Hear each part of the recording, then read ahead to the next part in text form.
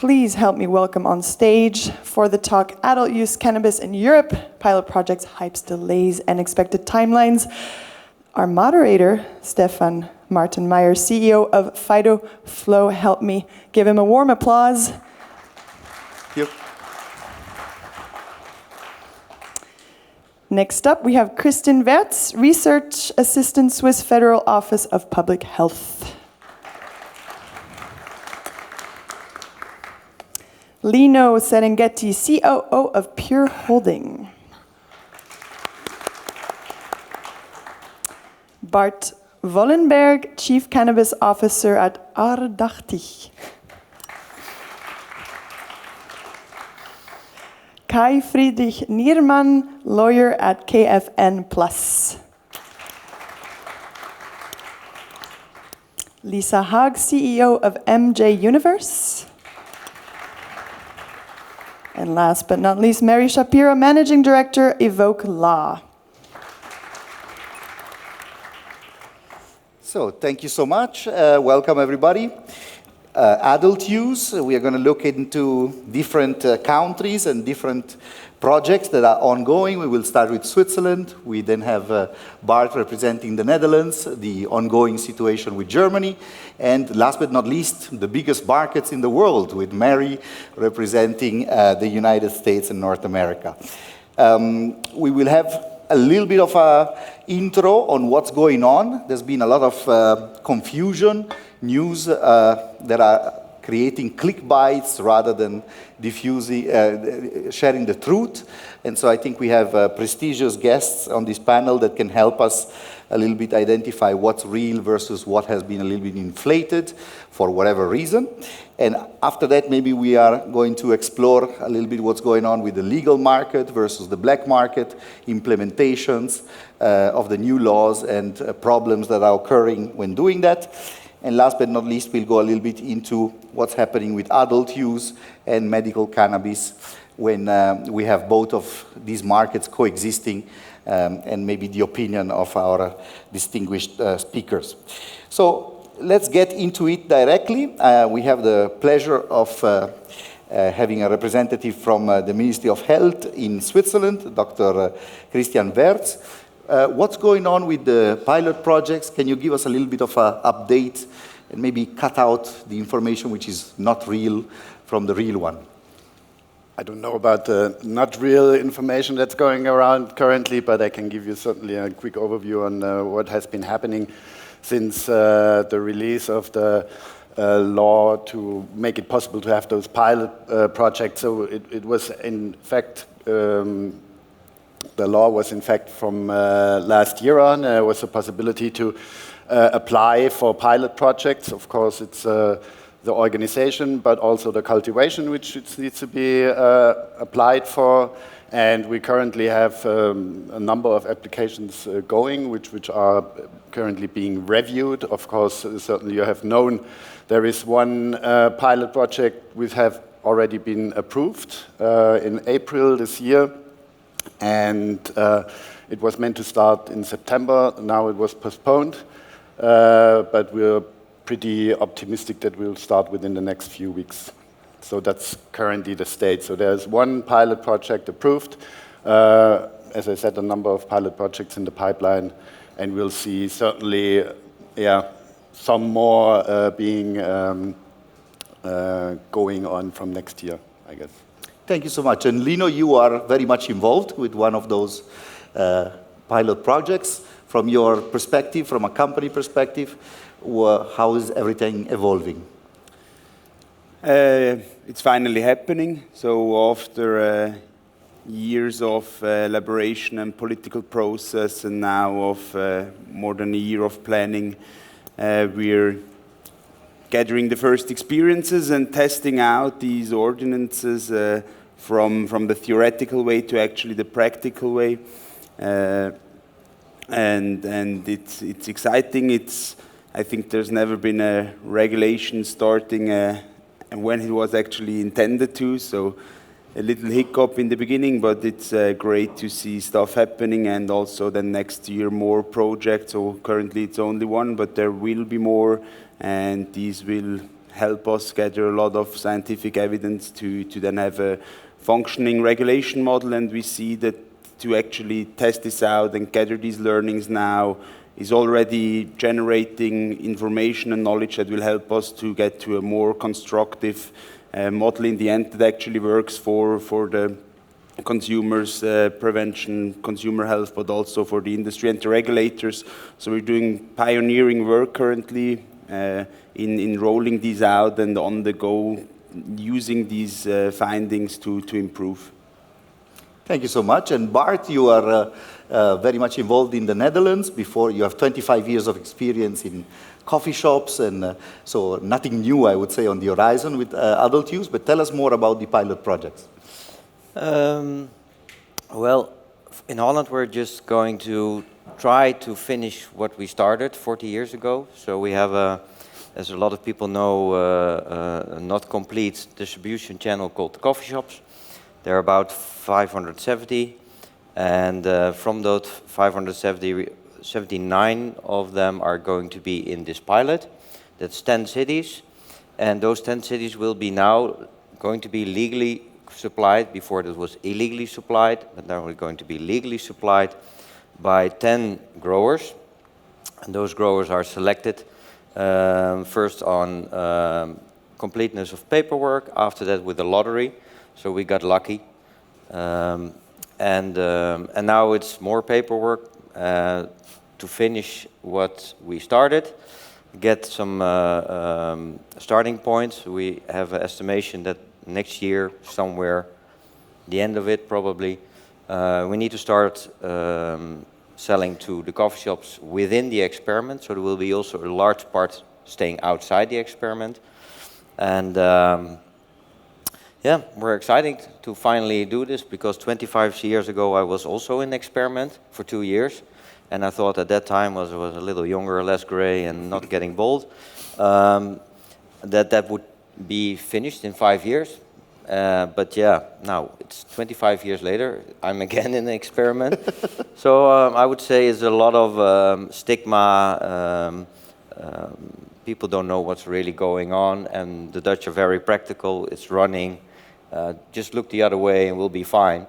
But yeah, after such a long time, it's really nice to finally get started. But still, a lot of issues to take care of. One of them is paperwork. I mean, there are a few delays, and one of them is just because the paperwork takes so much time, especially on the side of the government. They really did not get how much paper we had to produce just to get through it, and how much time it would take them to solve all these the dots they invented themselves. So yeah, but I think we're on our way now, and the key element is stigma. With that comes insurance, bank accounts, all these stuff take much longer than we all expected. So that's our current status, but still optimistic. We'll make it. It's just a matter of keep on going. Thank you so much. And Kai, you are a very well-respected lawyer in the cannabis scene in Europe, also co-chair of the INCPA, which is having here the first meeting. You also have some insider information, what's going on with the consultations in Germany. We are all ears. Yeah, so we had an intense summer in Germany this year. There was this consultation hearing process finished in June with more than 200 experts heard by the Federal Drug Commissioner. Yeah, the government is aware of the international and of the EU law problems, but they are willing to find a way out there. So if you listen to Chancellor Scholz in August or to Health Minister Lauterbach, they are all saying it's coming quickly. We are working on that. So let's see. Burkhard Bienert said at the ICBC in Berlin at his keynote speech that the Ministry of Health is working on a bullet point paper, and considering all the aspects which came up in the consultation in the hearings, and we expecting, or he said the bullet point paper comes in October, and this bullet point paper will evolve into the first draft in end of December, early January, he said. So, and if you have a first draft, and this draft is passed to Bundestag and debated in Bundestag, you can say 4 to 6 months later, Bundestag will agree on that. The first session, second session, third session, amendments, hearings with another hearing, phase of hearings. The only problem is we figured out at the end of this hearing that imports are not possible on day one. So imports would need 2, 3, 4, 5 years. You have to talk to your neighbors, to your like-minded, to your allied-minded states like Canada or Uruguay, and to conclude, to agree on an international treaty takes time. We saw that with the Canadian free trade agreement, still not fully enforced and completely. Or the German government finds a perfect solution. They are now on the way to the Canada and the US, 8 members of parliament. Maybe they really speed that up, and if you have one allied nation, one bilateral agreement, you can deviate from the single convention, and you have to talk to your EU neighbors. That happened. There was this joint declaration from the meeting of the 15th of July with Luxembourg and Malta, and the Netherlands were there as well, but they didn't show up on the joint declaration at the end. So they're working on that, and we have to see what happens in October. Absolutely, yes. And last week, something going on in the Czech Republic, so there is talks the meeting going on, which is positive. And Lisa, you are consulting with companies in Germany, so you hear more the business side of the story. How are companies preparing? There's been some mergers and acquisition, US companies buying into German companies. What's your status? Yeah. I'm not only a strategic advisor, I'm also part of the board of the German Industry Association, and of course adult use is a big topic there. But I think like at the moment for the companies it's very hard to get prepared because there's so much uncertainty. And there's not only from the regulatory side, but also if you look at it and you want to operate those kind of models, it's very hard to do your planning at the moment because we don't know nothing. We don't know if it's going to be via pharmacies, via specialized shops, via social clubs or whatever. Like this is still unclear, and the rules and regulations are just not there, so it's very hard to do your planning at the moment. I think that companies are definitely getting prepared for that, and I know that companies are pitching to investors the wildest scenarios with revenues straight from October onwards, but this is just unrealistic. And I would wish for that the companies really should get involved in this discussion, work in the associations, try to also lobby for our cause. I think this is something that was very important in the States also, that we as the industry get involved in this discussion, and so that the regulations are not made and pushed upon us, but that we are part of this dialogue and creating the regulation together with the regulator. Yeah. Thank you so much. And Mary, you're a pioneer in the Californian market from San Francisco, a lawyer. Funny enough, last year the global adult use market was about 16 billion, according to Statista, and just California is 5 billion. And the North American market is 97% of the total adult use market in the world. So maybe there are some parallels, if we can zoom out from Europe. And do you see something here that looks like maybe 10 years ago in the States, or is it completely different? What's your take? I'm going to start out with what is different because I commend your governments for running pilot programs. Our system is more that it's an on-off switch. So it all starts on a certain date, they accept applications and so forth. So I applaud the fact that you're doing pilots. I think one of the biggest parallels is the fact that cannabis is still so stigmatized. And it's such a challenge because people don't want it in their backyard. So they put local bans on different things and lots of restrictions, but I think the stigma is still amazingly still there, and I'm just reminded of it being here. I think the other thing that I've heard that strikes me as interesting as a parallel, it's pretty obvious. It's the fact that you are going country by country within the EU. In the same way in the United States we went state by state. as compared to Canada, who turned on a switch for medical and then turned on a switch for adult use. So that is really fascinating because it's so fragmented. You know, everyone thinks that they have the new best idea about how to regulate it. And I know that some will have the benefit of the hindsight of what happened in the United States and in Canada and other places. So that's one thing. I think another thing that struck me is that Spain is talking about having medical cannabis, and they're going to identify like 10 or so conditions. And from a medical perspective, it makes no sense for the government to legislate what patients should have access to within the parameters. And so, I think anybody who has been to a doctor, would have an idea about what they want as a patient. So I think that's a little bit of a problem that's being repeated in terms of having limitations on the conditions.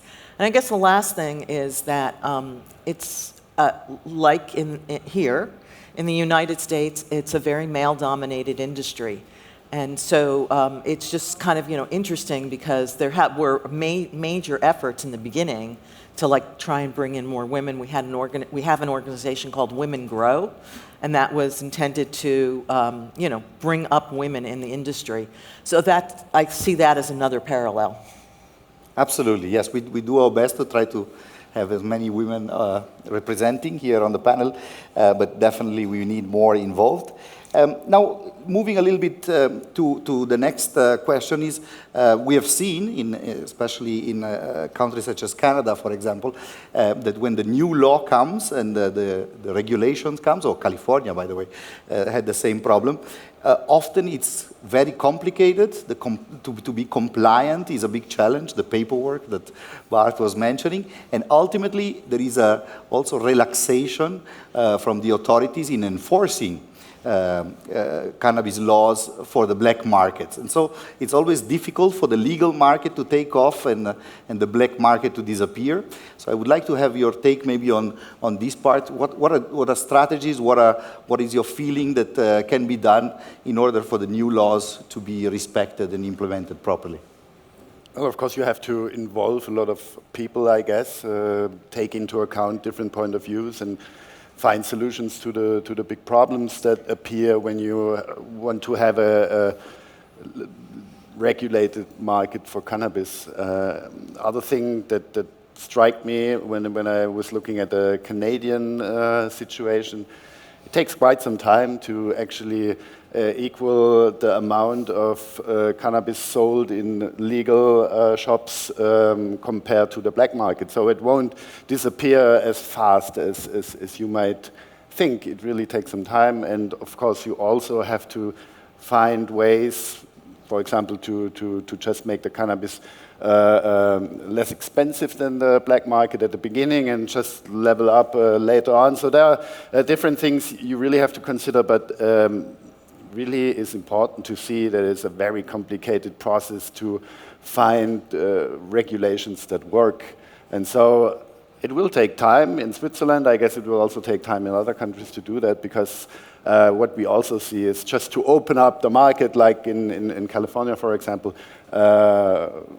won't help much, I guess. I mean, it's a good thing to go on and to process, but also you have to take your time to think about the regulations that you want to have in place, and that's why it is a good thing to have those pilot projects in Switzerland, where you, in small projects, really have the opportunity to test and see results on the things that you think might theoretically work. You can see in practice what things are good and not good. So that's my major thing to say, that it really takes some time and you will have to take the time. Absolutely. It's a process that doesn't change now it's legal, and the world has changed, yes. And Lino, I have to forward you also a question I have from when the weed care pilot project in Basel was presented, and the hash was there at 20%. And I had quite a few friends from international backgrounds says, since when is hash 20% THC when it's 60% on the black market? Maybe you can address that. Hey, I mean, I completely agree with Christian and you. It's not a switch that you can turn on. Getting rid of the black market is a process and will take time, and you need functioning regulation to actually get rid of it. On one hand, you need regulation that allows for competitive products. You need a price point that is reasonable, and therefore taxation needs to be at a level that makes sense. And now, currently, we don't have a fully regulated market yet. These are limited studies that went through Parliament, basically. So there were a lot of political compromises that had to be taken for such a study to even take place. And I'm happier about the limitation or studies with limitations than no studies at all. And one of these compromises was a 20% THC threshold, where I think everybody agrees that this is not a solution for an actual regulated market, because otherwise you only create the black market for high potency cannabis, which is not really why or what we intend this regulation and these pilot projects for.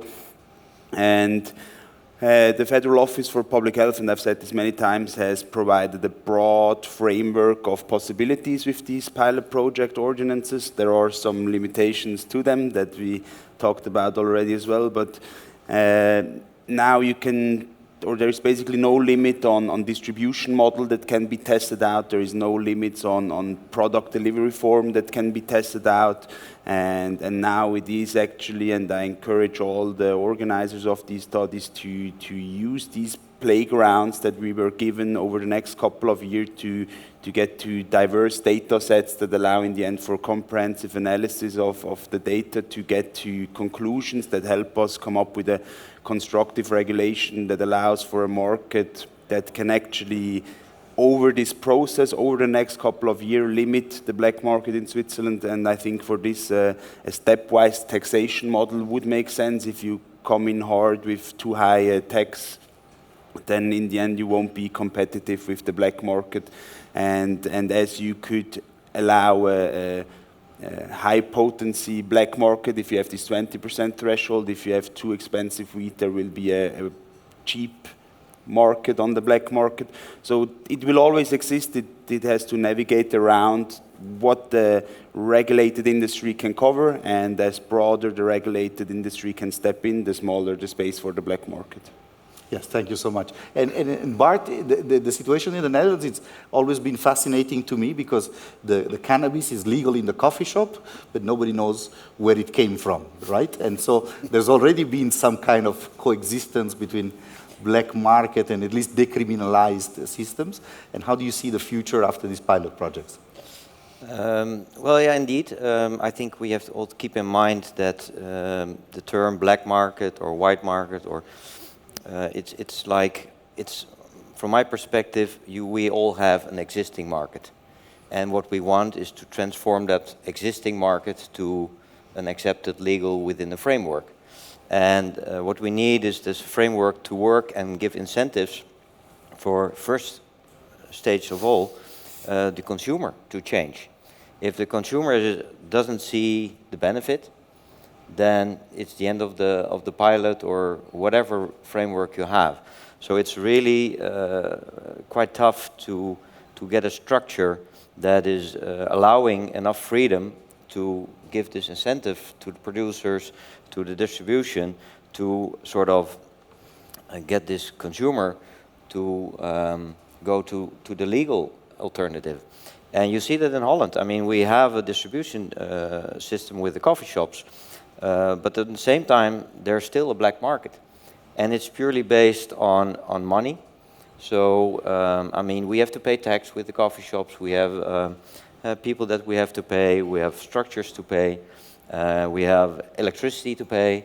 And all these bills together bring to a point that that's your price. And the black market does not have that. So it's very easy and for the black market to compete on price. It's almost impossible to beat the black market on price. So you have to find other ways, cleaner product, maybe better products, but all these things combined should be a better alternative. And the stigma is another big thing in that situation, because a lot of people don't want to be associated with using cannabis or using drugs at all. So I think it's a package together that you have to transform this existing market with existing customers that want to go to the legal alternative. And that's in the essence, I think, our challenge in Holland, especially with now the electricity prices going through the roof, overproduction in the United States and Canada. This overproduction is now illegally coming to Europe, dropping the prices on the market. Well, you can imagine that if we have this combination of us paying a lot of money to get this product going, and the other side we have to pay a lot of electricity, illegal market is not probably going to pay any electricity, and all these things together is a combination that's very challenging. But that's what we need to do. We need to have incentives for the consumer, acceptance, social acceptance, to go to the legal alternative. Thank you so much. And Kai, during the consultations, and I'm sure you've been speaking about the German situation with a lot of people, what do you think are the strategies that are going to prevent the black market from flourishing if we can get to an adult use legalization in Germany? I mean, there are different black markets in Germany, as in every country, I guess. So you have the homegrown part, and homegrown has ever been taking place in Germany throughout the decades of prohibition. We have a head shop system almost in every community, in every city. You have lots of different head shops supplying with accessories, and then you can travel to Barcelona or to Czech Republic and obtain the seeds and start growing. The estimated demand in Germany is 400, maybe 500, maybe 600 tons, and a big part of that is done by homegrown, and will also be done by homegrown, and especially by collective homegrown, by cannabis social clubs, if the bullet point paper will go for that. But there was another conference in June, and the drug policy spokeswoman of the Traffic Light Coalition, they all agreed on homegrown, that homegrown is a valid alternative. And it's easy justifiable under EU law and under international law, or it's easier to justify the introduction of certain rules like that. So I assume that homegrown and collective homegrown will come. Then you have the black market, which was the homegrown, you transferred it to a legal market then. So, and the rest of the black market is really, really bad. It's really shitty products. Synthetic cannabinoids added on probably cheap CBD flowers from Switzerland. I don't know. I've heard that. This phenomenon will die quickly, I guess, if we have a regulated market. But the problem is, and that was in the hearing phase as well, in the consultation, the drug associations, the medical drug associations, and the youth protection associations, they have a really strong influence in Berlin on the Ministry of Health. And they want a complete different market. They reduced opening hours, reduced THC content, no advertisement in front of the shop, no branding, no edibles, no beverages, just a simple store, you go in, get an unbranded cannabis, get out, and nothing else. This is nothing an industry can work with. Industry needs attractive market conditions. When they take the burden to invest millions to build a proper supply chain. So you have to have some sort of attractive conditions, and you can't fight the black market with this attitude, for sure not. But I'm confident that the signals and the logic of the whole thing has arrived at the Traffic Light Coalition, and they will act accordingly, hopefully. Absolutely, I fully agree with you. I think that's something that we are seeing all over the place, is that when it comes to cannabis, we are always the exception, no? That zero limits on contaminants, no profits, nothing. And how do you think, from a business perspective, Lisa, this can start to make sense? Well, I think like the framework again is not very clear, and I think we should all understand that this topic of cannabis, we have the highest standard that comes to us, and then they're like, okay, you have so high and strict rules that you don't even have for poppy seeds where you can make opiates out of and whatsoever. So it's like a double standard all of a sudden. But I also think we should understand that this topic of cannabis before our new government came in was a topic that was always pushed off the agenda, off the agenda, off the agenda. So now all of a sudden there's this change and this debate starts, and we're talking about creating licit markets and going away from the illicit markets and trying to create a regulatory framework for all those kind of things. And it's a highly complex discussion that is going on, and you can see it in the consultation that were 5 pillars in total. Still, not all the topics that are very critical, for example, sustainability, have been discussed in these hearings. And there's still so much more that we need to discuss and where we really need to get involved in these discussions. Especially because there's a strong opposition, like from these kind of things, like why shouldn't they do edibles or extracts and all those kind of things? Then the people, they will do it themselves. They will explode in their garage because they make a BHO or something. This is really stupid not to regulate those kind of things, because then people will do it themselves, and then you have all for a sudden 10 grannies who ate hash brownies and have to go to the hospital and those kind of things happening. And then you would have those products also in the store where you can consult the client, you can help them, you can find a proper dose for them, especially if they're not experienced with those kind of things. Completely agree, and the advantage also of having quality control once it's legal, which is, I think, very important. Mary, from your perspective, and I know California has struggled now with the implementations and the black market, and tell us more about what's going on over there. So I just paused to think about, and I wrote down a lot of stuff, the difference between having a licensed operation, cannabis operation, and the pot guy who comes, who's serving the illicit market. One of the things you may not appreciate, a lot of talk about taxes. One of the things in the United States is that many years ago when the government was trying to deal with organized crime, they created a tax regulation that does not allow non-lawful businesses to deduct the cost of goods. And that's a huge factor in any tax equation. And so all across the United States, all of our legal businesses are not able to take advantage of a lot of the tax deductions that normal businesses take. I wrote down that, of course, the pot guy doesn't pay payroll taxes. I assume you have some sort of equivalent. He or she doesn't pay the state licensing fee, and it's not just the license fee you have to pay to get your permission to operate. It's also all the consulting that you need to build that application and get selected to be able to be an authorized dealer. And then local permitting is an issue. I mentioned before, not in my backyard.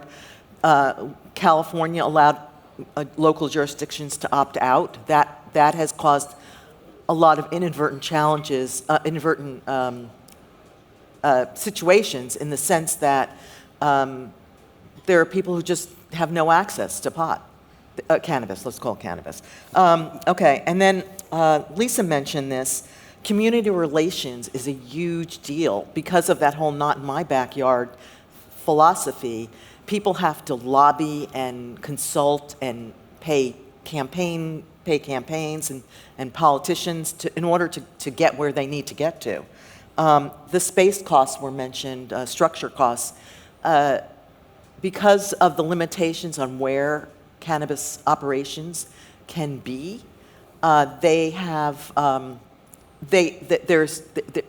landlords and sellers have the leverage to require very high prices, much higher than the store next door. The build out, I mean, that's another thing the pot guy doesn't have. He doesn't have fancy counters and lights and magnifying glasses and so forth. Or maybe he has magnifying, I don't know. Okay, let me not get. Education is a huge cost that the cannabis businesses have to absorb. because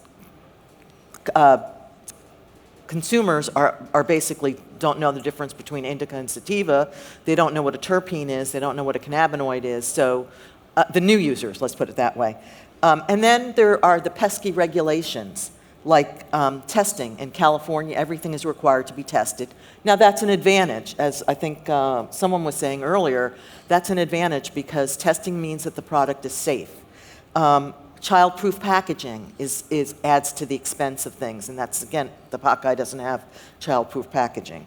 Labeling is expensive because we have to put all kinds of data points about the exact components of whatever it is, whether it's flour or manufactured products. And then the pot guy doesn't really have security. He's his own security. And security is kind of expensive in the US because we don't have access to banking. So that means it's a cash business.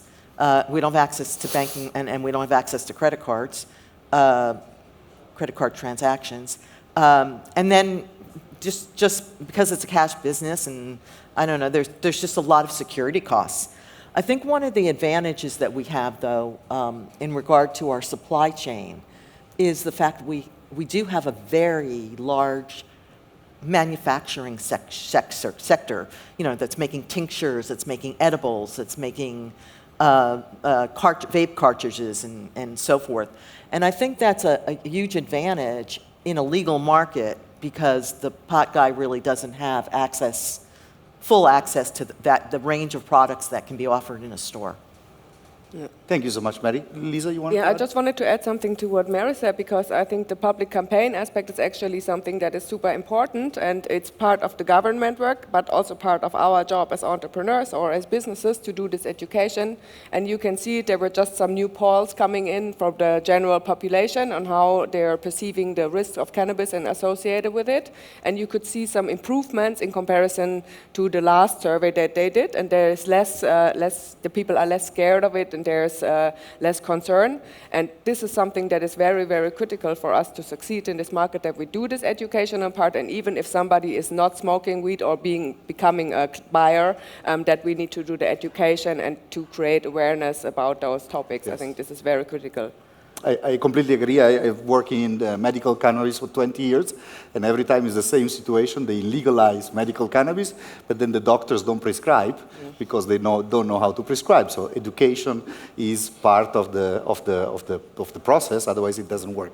And speaking about medical, we've seen in different countries, Uruguay, Canada, when adult use comes in, the investment into medical or medicinal solutions that could enter the clinical practice, and I don't consider smoking a joint in a hospital something that is compatible with clinical practice necessarily. The investments fade away, and patients, they also tend to start to buy from the adult use, especially if they have to pay for the cannabis or the medical cannabis for themselves. That's a little bit of a tricky situation, but maybe just to have a round of opinions, how can these two markets coexist? It's certainly an interesting aspect. It's also a point for the pilot projects. I mean, I got some calls by people who wanted to have access to cannabis from a medical perspective, and they asked me, are those pilot projects also intended for patients to get access to cannabis? And of course, from us, we really want to separate both parts, the medical part clearly standing by its own, having its own regulations, its own opportunities, and of course it won't be possible to completely separate those. You can separate those from a regulatory point of view, but of course in practice you won't be able to send someone away because you know he wants to have it for medical use, and of course you cannot always see it. And so yeah, there will be some kind of mixture. You cannot prevent that, and I'm sure that there will be a lot of patients taking part in the pilot project because now they have legal access to what they were getting from the black market so far, and at least they have proof of quality for them. But yeah, in the end, certainly they would have to go to the doctor to get medical grade cannabis. And yeah, I see it very difficult to separate both, but it should be separated. Also, from an educational point of view, it's always better to be consulted by a physician who knows every aspect of the cannabis he's prescribing, rather than someone at a shop just giving away the cannabis. Yes. That's how it is. Completely agree. And probably one of the issues there is also the difference between wellness and medical is not so clear. You know, if I don't sleep good at night, maybe that's good enough to fall into the medical, but it's a different condition than if I have cancer or if I have multiple sclerosis or something more serious. Your take, Lino? I think I completely agree with Christian that these markets have to be separated clearly from a regulatory point of view, or it won't be avoidable that there is some overlap. But I think, as we've seen in a lot of other markets, it starts out with medical, the recreational comes later. Once this happens, there is a shift of consumers from the medical to the recreational side. And I think in this moment, the key for a functional medical market is reimbursement by insurances, because this is the big differentiator between the two. So if you're actually a patient and in need of medical therapy, that you actually get the treatment covered, so you can access this for free. And then also the higher regulatory standards that come with the medicines, so GMP processing and all of this that fall on the medical market.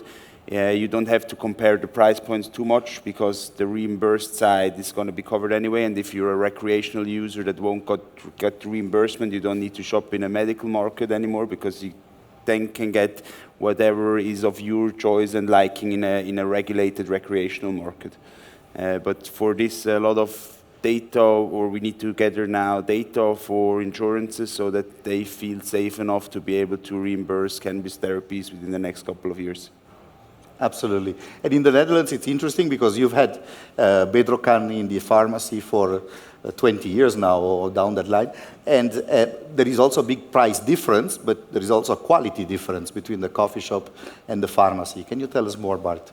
Yeah, it's hard to say, because from my perspective, it's all about, I totally agree about the former speakers, but I think it's all about access.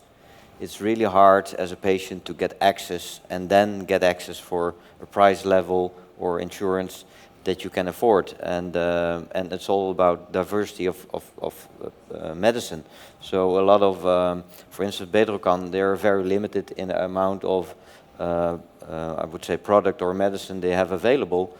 And if that doesn't match your body, let's call it that way, then you have to find your own way. And that's often what happens, and it's access is mostly doctors in Holland. They don't know, they have no clue, they don't want to go there, they don't believe in it, all these kind of things, and it's not insured. So bottom line, after 20 years, the market of medical market in Holland is just really, really, really small, and it's maybe 1 or 2 or 3 bigger coffee shops. That's the amount we're talking about, the volume, and it's a shame because, well, after 20 years, you expect some more progress there, but it didn't happen. And so I think it's a big challenge to find ways to with education, etc., to change that. Yes. And Kai, Germany has been leading in Europe in the medical.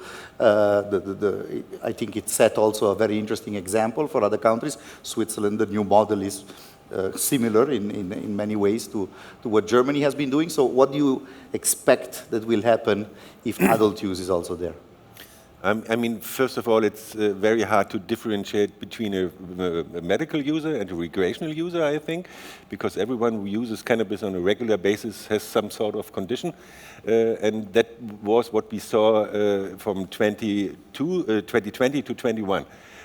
So we had imports for medical cannabis flowers, dried flowers, 10 tons, that doubled to almost over 20 tons in 2021. We're expecting this year 25 tons of medical flowers alone.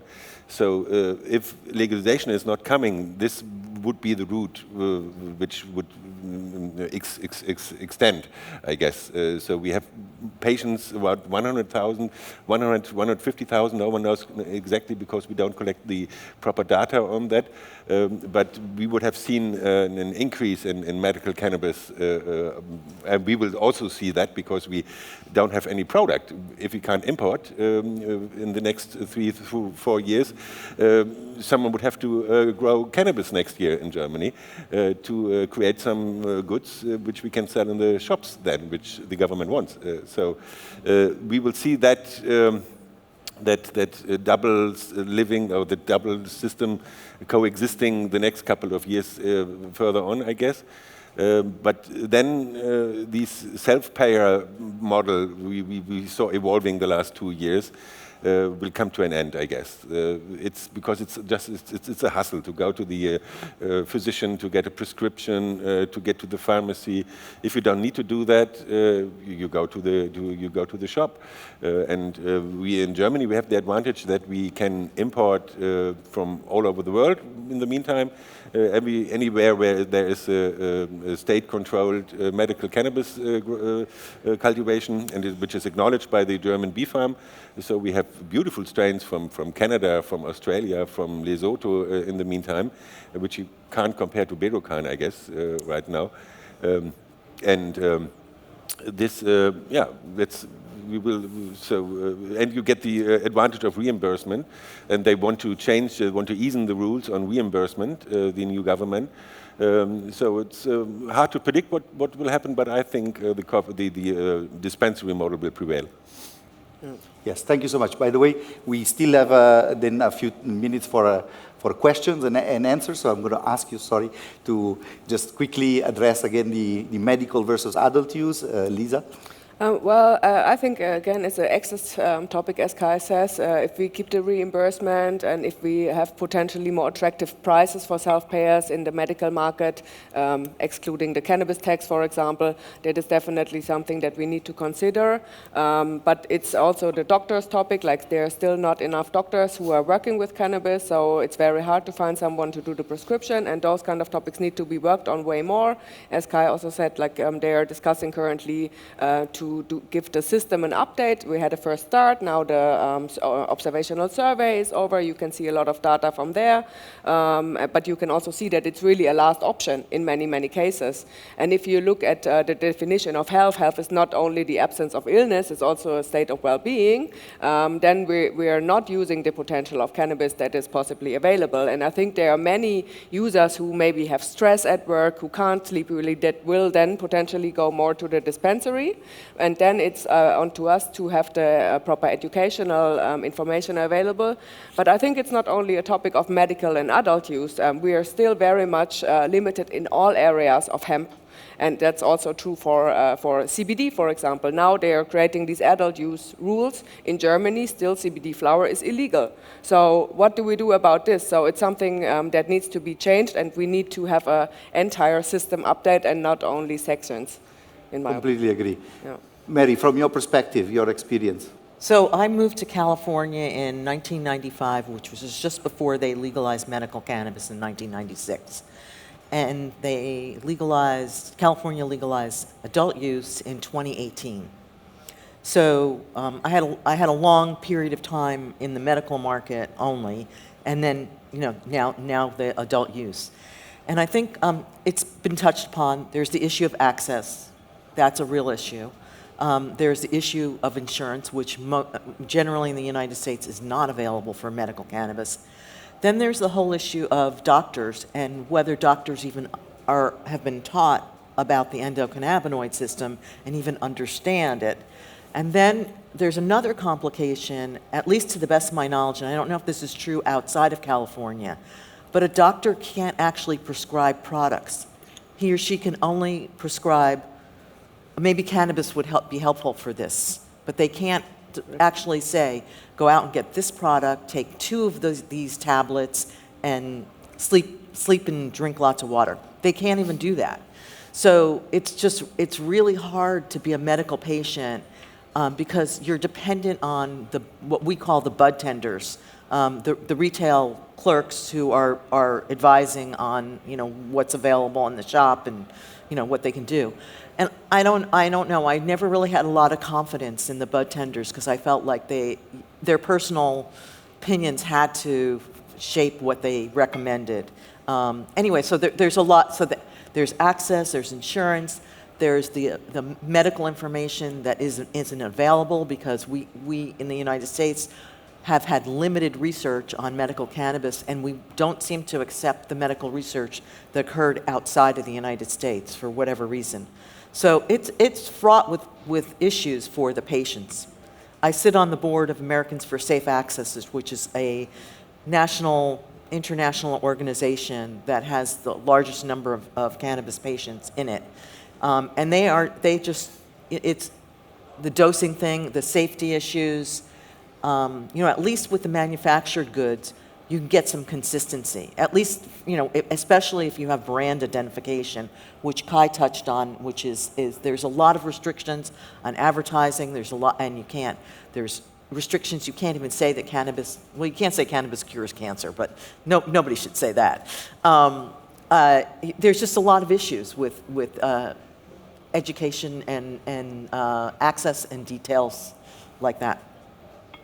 Absolutely. Yes, and it becomes a little bit of a catch-22 because if the product is not standardized, it's not GMP, the doctor won't prescribe it, but then the patient is like looking at the other side and say, oh, but that Chocolope was looking really good in the dispensary, and so it confuses a bit the entire picture, I guess. No? We do have time for a few questions, maybe. Yes, I see there is a microphone. If anybody has any question for the panelists, please raise your hand and don't feel shy. Okay, my question is going to be directed to Mary. Mary, how far are you guys with state to state? Because I understand that United States, if you grow cannabis in Oklahoma, you sell it in Oklahoma, you cannot take it to California or... So I just want to know how far are you, because last time I checked, you guys were busy fighting with the government to see if they can legalize state to state. That's all. So interstate commerce is prohibited, as you understand and appreciate. And there are two things happening, one bigger than the other. The efforts to legalize across the country are active and happening, but it's hard to imagine, and I'm an optimist, it's really hard to imagine legalization happening in the next few years. I just don't know when it's going to happen. I've always been under the belief it would happen, and I do think it will happen. I just don't know when. So that's a challenge, obviously, because if you want to set up a retail shop in California, and then you want to set up a retail shop in Oklahoma, to use your two, you have to get a new license in Oklahoma, and so you have to go through all that attendant cost and effort to set yourself up. So that's a real problem for the businesses. There is also a movement to establish interstate commerce through pacts between different states. California has something going through its legislation right now. New Jersey has something in its legislation right now. Washington and Oregon led the way, and they have legislation that authorizes them to do interstate commerce. I don't fully comprehend why those pacts aren't happening, and maybe maybe they will. I don't know, but it's just problematic.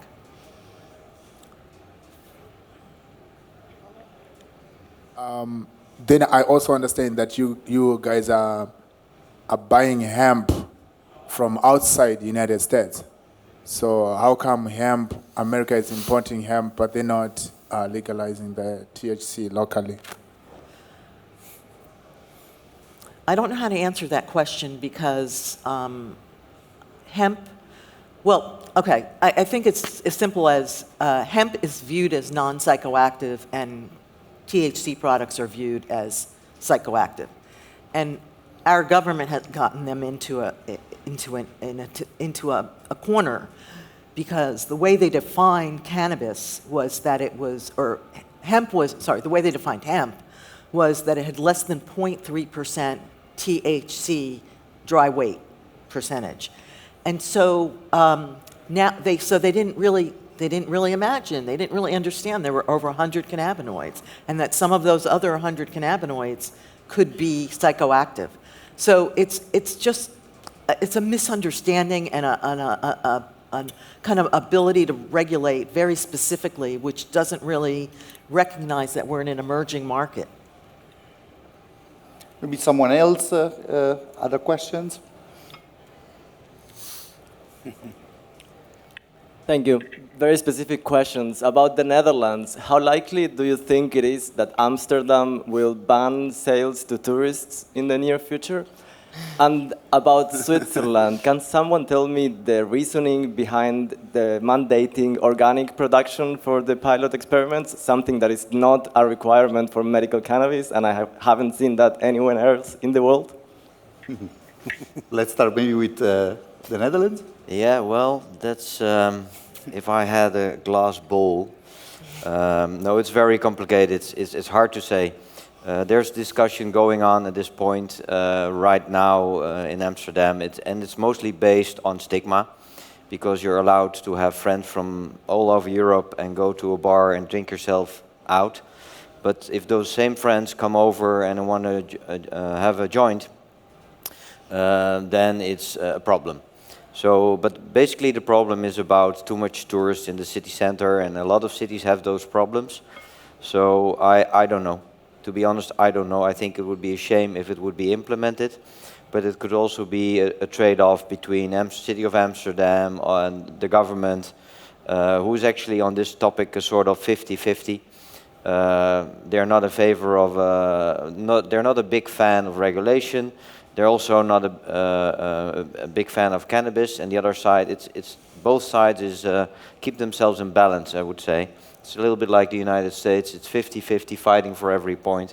So I have no clue, to be honest. I hope it will be more like keep it like it is, get away of the stigma and solve the problems of as a tourist for the perspective of mass tourism for what it is, and not for only taking this select group out. Yeah, I think it also shows that there still is some stigma. Can we imagine Amsterdam prohibiting alcohol to tourists? I mean, it would be, it makes no sense. No? Well, you can imagine that Heineken will never accept the fact, so that will not happen. Heineken would have enough lawyers to change that overnight, right? Maybe Lino, can you explain us a little bit? This is organic, and then Christian definitely. Sure, I think I have my cynical view on this. Maybe Christian is able to phrase it a little more neutral, but it is a political process that moved through Parliament, and in the debate deliberations, some political interest group caused for this pilot project Cannabis to be Swiss, and others lobbied for organic, and I think what they meant with organic is clean, tested, high-quality material, but they didn't really realize, these politicians who brought this up, that organic means organic ordinance from 1997, and there is certain specs that don't really apply to cannabis, and now Christian and I have to figure out how to actually do this in practice, which is rather hard, and this is also one of the learnings that we already see. Obviously, these products have to be of the highest quality, and there have to be thresholds on contaminants and all of this, but is the organic ordinance really the best tool to guarantee this, or can we now figure out what could the best tools be to then implement it in a regulated market? So the pilot projects are already successful in a way that we see what works and what doesn't, and these learnings need to be implemented then in a complete regulation. But I cannot phrase it differently because it was already quite neutral, but this was the point, a pretty easy answer to the question. It was the political wish. I also think the intention was also to have sustainable products.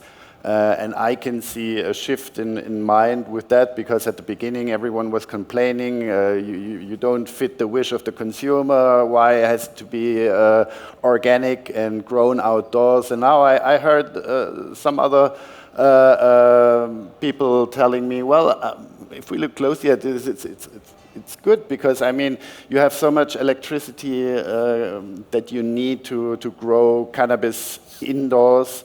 And now some really are in favor of that, so that you can have outdoor production, which is more sustainable. But in the end, to break it down, it just makes things a lot more complicated than it maybe would have been if non-organic indoor cultivation would have been also allowed. Maybe in a few years we can frame it that Switzerland was as visionary already then, because like this whole indoor cultivation is due to prohibition, because you needed to be able to grow in hiding basically. Now it's really energy intensive, and we talk about greenifying economies, while California is using I think 2% of your electricity on indoor cannabis cultivation, while you have optimal weather to grow plants. Absolutely. And from a sustainability perspective, Switzerland might have set a path here. But I guess it's also important to understand that the Swiss political process is really based on compromise. Now, if you want something to move on, you have to find those solutions. And I think that 20% we've said on hash and also this organic, but which kind of organic is part of that process. Again, I think we are happy to have something as part of that compromise, but probably it's not perfect yet. Completely agree with you. Do we have time for, yes? Yeah, please. Yeah. Hi.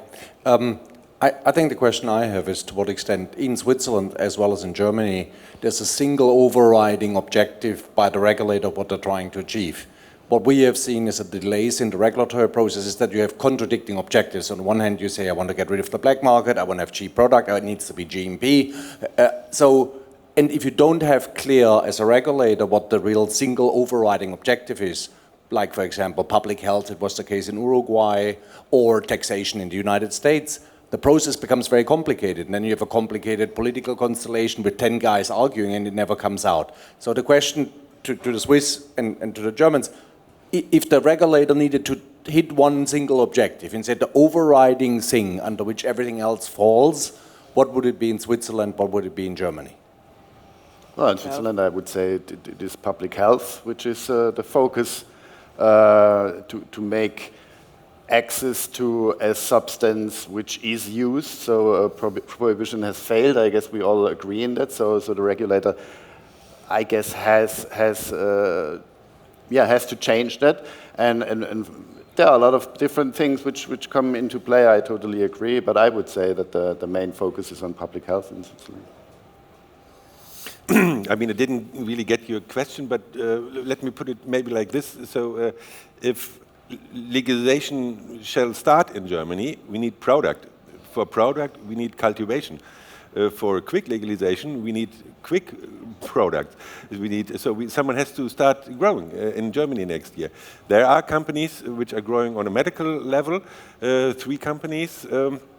They have their indoor facilities, but you would have to start growing in glass houses. And of course, use protection is very, very important, and consumer protection. So you have to define rules on which quality these glasshouse products have or should have to be a safe product, to be acceptable for smoking or vaping. And that's what the regulator has to decide next year. Lisa. Yeah, I would agree. It's use protection and public health, definitely. But as Kai said, there are still many question marks also for the process situation. So that needs to be clarified as well. But I don't think they're that much concerned with the supply side, but more really the consumer protection side and the use protection side. Cultivating cannabis is not a witchcraft, I guess. So it has been happened thousands of years ago. Yeah, it's still a weed. It's a plant, right? Absolutely. We're done, yes. So thank you very much, everybody. Thank you to the panelists. Thank you for attending.